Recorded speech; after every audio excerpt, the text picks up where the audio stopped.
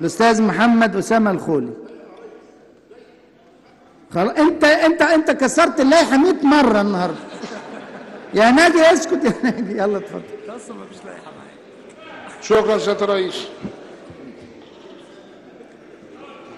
سيادة الرئيس، أعضاء السادة النواب، الحقيقة أشرف بأن أكون موجود في هذه القاعة مع هذه القامات العظيمة، وأن ده مع برلمان المفروض أول برلمان تشريعي بعد ثورة 25 يناير، ثورة اللي ليها حق في رقابي كل الناس اللي موجودين في القاعة دي.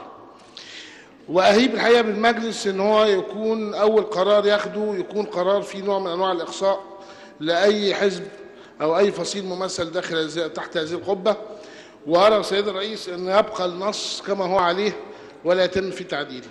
شكرا سيادة الرئيس. شكرا. أستاذ أمير.